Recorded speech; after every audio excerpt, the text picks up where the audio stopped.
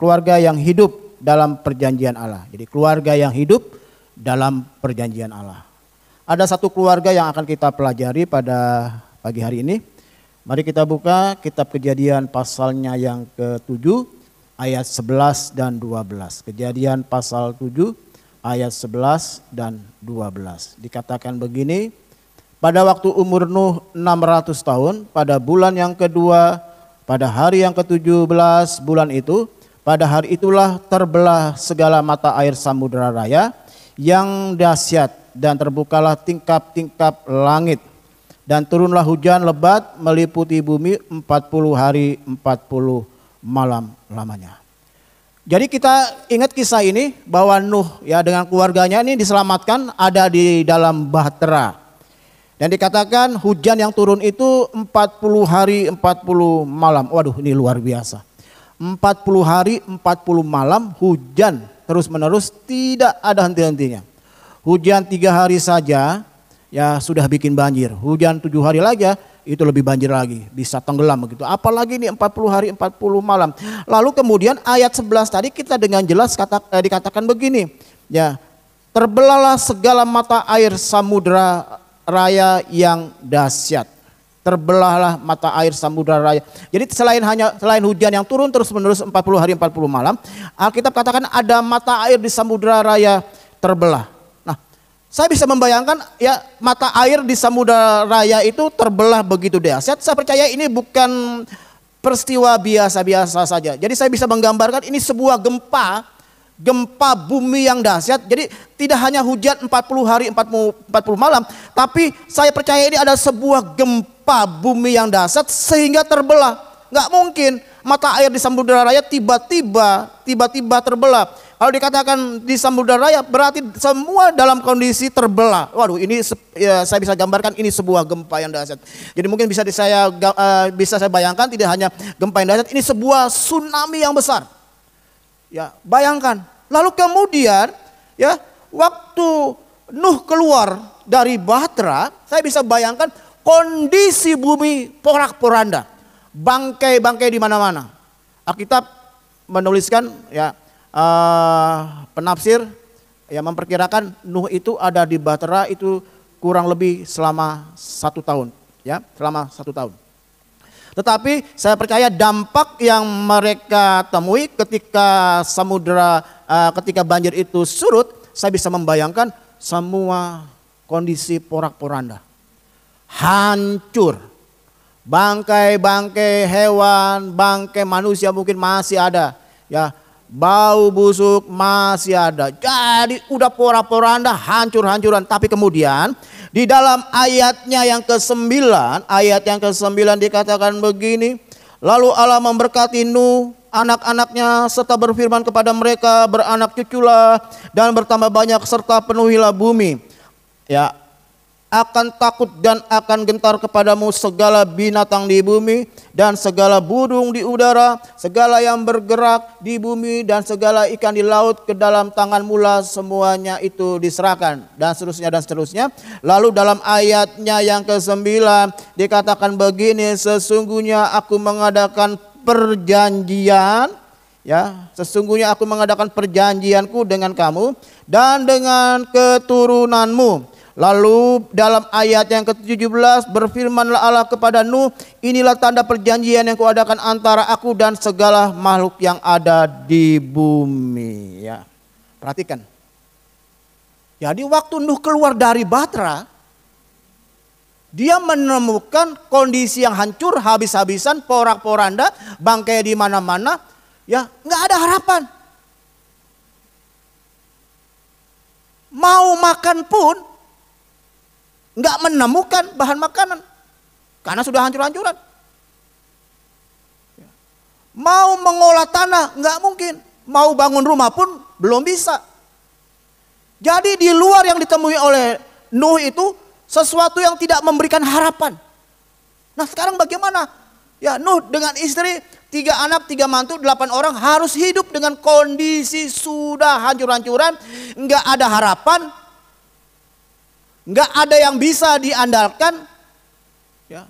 Nggak ada yang bisa dikerjakan, semua hancur-hancur. Tapi perhatikan begini, dalam pasal 9 ayat 1. Lalu Allah memberkati Nuh, anak-anaknya, serta berfirman kepada mereka, beranak cuculah, bertambah banyak, serta penuhilah bumi ini. Catatan yang pertama yang saya ingin sampaikan kepada Bapak, Ibu, Saudara sekalian. Catatan pertama yang kita garis bawahi, satu, Tuhan memberkati Nuh dengan perjanjian, ya, janji. Amin. Ya. Dengan janji. Lalu yang kedua, ya tadi dikatakan Nuh beranak cucu, Nuh melanjutkan keturunan, lalu diulang lagi, ya. Inilah tanda perjanjian dalam ayat 17 yang kuadakan antara kamu, ya, antara aku dan segala makhluk di bumi.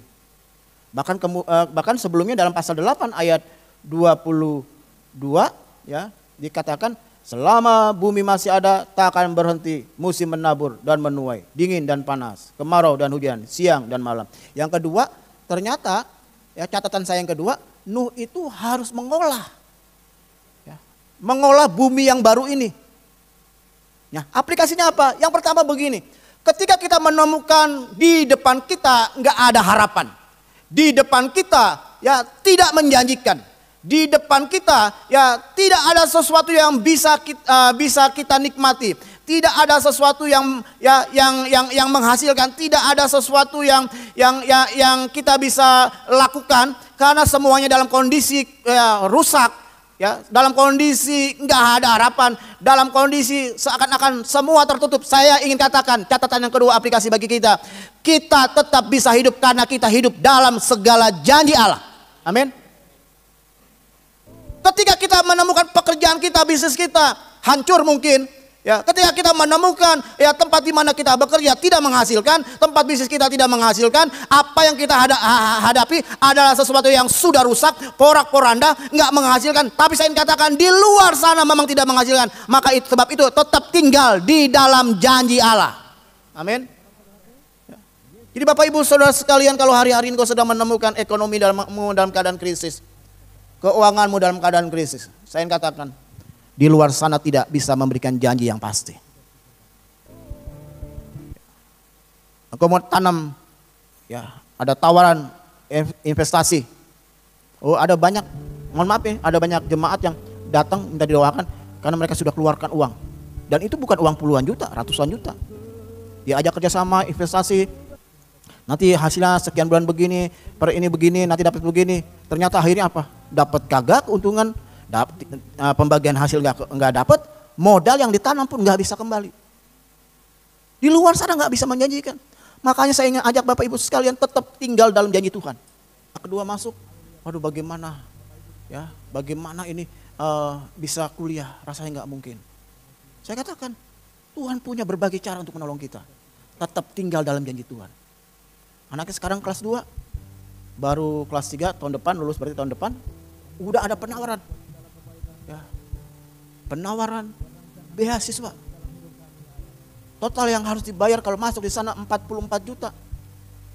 Tapi hanya keluar 2.500.000 karena dia dapat beasiswa. Uang per semesternya 6 juta. Waduh, sampai dia rasanya nggak mungkin anak bisa kuliah. Nah itu, kalau kita hidup dalam janji Allah. Sama seperti ketika Tuhan berjanji kepada Nuh, Tuhan juga berjanji kepada kita. Maka kita percaya Tuhan pasti buka jalan. Tuhan sanggup memberkati hidup kita. Tuhan sanggup mencukupkan apa yang menjadi kebutuhan hidup kita. Tuhan sanggup ketika kita membutuhkan sesuatu dalam rumah tangga kita. Dia sanggup memberikan yang terbaik bagi hidup kita. Catatan saya yang kedua aplikasinya. Yang kedua, selain kita hidup dalam janji Allah, ternyata Nuh juga harus mengolah. Waktu dia mau masuk Bahtera kan Tuhan sudah persiapkan. Suruh bawa binatang, hewan sepasang-sepasang. Bawa benih. Nah, waktu keluar, Nuh mulai bercocok tanam dengan benih. Ya, mungkin dia belum bangun rumah, masih tinggal di Bahtera. Ya, hewan-hewan sudah dilepas. Ya, hewan-hewan ternak peliharaan mungkin dipelihara, diolah, nggak diam. Begitu juga dengan kita, memang kita hidup dalam janji Tuhan. Tapi bagian kita harus kerjakan. Ya, kita bekerja yang sebaik-baik mungkin, penuh dengan tanggung jawab. Ya, sekalipun mungkin pekerjaan kita kecil, jabatan kita kecil, tapi kalau kita hidup dalam janji Tuhan, Tuhan bisa mengangkat kita jadi kepala, bukan jadi ekor. Nah, untuk itu tetap harus kita mengolah, nggak santai-santai. Memang hasil kecil, tapi kan kita hidup dalam janji Tuhan. Berkat Tuhan itu bisa dari mana aja. Amin. Saya pernah ngalami dengan Bapak Rohani ketika itu dalam kondisi keuangan yang juga lagi krisis-krisis. Ya, kita tetap pelayanan ke sebuah keluarga. Saya mengantar Bapak Rohani, nggak naik motor, nggak naik mobil, naik angkot. Kan memang nggak ada mobil, nggak ada motor, naik angkot. Dari pinggir jalan ke dalam itu cukup jauh. Ya, turun di Sasak Jikin tuh ke rumahnya keluarga almarhum Lavo itu lumayan, mungkin bisa 1,5 kilo kali itu ke dalam itu. Jalan, pulang juga jalan. Ya mohon maaf nih, kita kan tahu kalau kita khotbah di MK, ya persembahan kasihnya kan nggak banyak, cukup hanya untuk naik angkot pada masa itu. Tapi kita kerjakan, bagian kita kami hamba Tuhan ya lakukan, melayani Tuhan. Pulang jalan kaki lagi, sudah malam kan ibadah sore jam 5, pulang 6:30 di perjalanan, waktu jalan berdua sambil nyanyi, tiba-tiba Bapak Rohani bilang, ada uang, udahlah bah nggak usah bah, paling uang apa 1000 kertas kan, zaman ini masih ada 1000 kertas, udah jalan. Tapi balik lagi, udah balik lagi, lumayan katanya walaupun 1000. Langsung Bapak Rohani itu injak itu uang. Karena di belakang kami ada truk dengan lampu yang menyorot. Tahu sendiri kan, lampu truk itu kan sorotannya tajam, cahayanya cukup jelas. Begitu, diinjak, dipungut, jalan, dibuka. Sampai bingung, 100.000 rupiah. Zaman itu 100.000 rupiah itu besar. Ya, 20 ribuan 5 lembar. Sampai geleng, kata si Abah, coba tadi kalau nggak diambil. Wah, rugi katanya. Saya pikir asli udahlah nggak usah bah, gitu ya kan. Ben aja. Herannya itu kan udah lalu lalang orang lewat. Satu, kedua ada mobil berhenti truk dengan lampunya menyala. Oh nggak ada yang lihat itu. Matanya semuanya dikaburkan, ada uang 100.000, ya 5 lembar 20 ribuan. Jadi arti begini, kalau kita ikut janji Tuhan, bagian kita kerjakan. Amin. Selebihnya bagian Tuhan. Kiranya firman Tuhan di pagi hari ini menjadi berkat bagi Bapak Ibu sekalian. Mari kita tetap hidup dalam janji Allah. Yang pertama, ya kita hidup dalam perjanjian. Yang kedua, sekalipun kita hidup dalam perjanjian, kita harus lakukan bagian kita sebaik-baik mungkin. Jadi pegawai yang bagus, jadi karyawan yang bagus, kalau bisnis yang bagus, jadi ASN yang bagus, jadi anggota TNI, anggota Polri, jadilah yang bagus, takut akan Tuhan, dan selebihnya Tuhan sanggup memberkati hidup kita. Tuhan Yesus memberkati.